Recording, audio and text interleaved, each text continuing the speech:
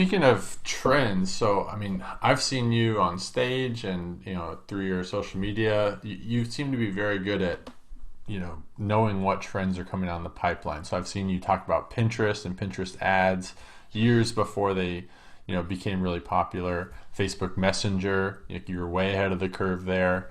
So I wanted to talk to you a little bit.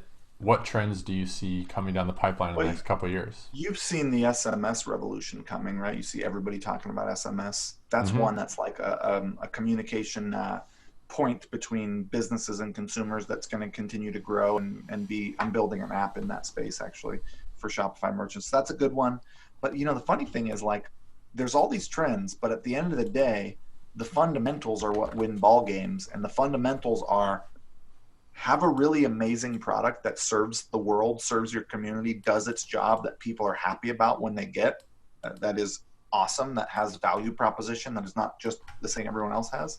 Have incredible customer support where you really respond quickly and you hear people out and you support them and you offer refunds and like be a good steward of the internet and a good merchant where you take care of your customers, and then market and drive visibility and optimize and make good creative that's compelling, that tells story.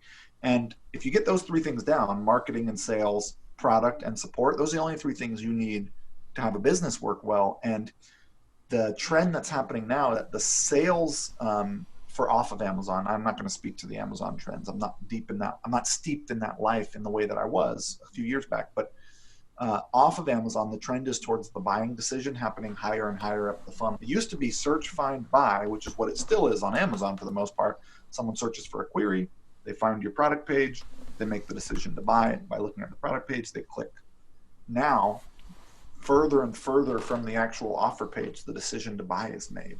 It's being made with watching a video on social media, seeing a customer testimonial on YouTube, clicking a link to a blog post that's an article, that's a case study, testimonial story about someone who used a product.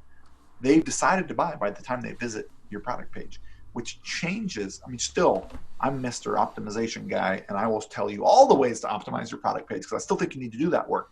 But the work that you do before the product page is now even more important, and that was not the case before. So your storytelling at the top of the funnel will dictate your entire success. If you do not have awareness ads working, and I recommend starting with love, demo, love, testimonial sandwich formula, which I teach in that Shopify course, the rest of your funnel is not going to matter. Like, you have to get that to work, and it's way more important than it ever was.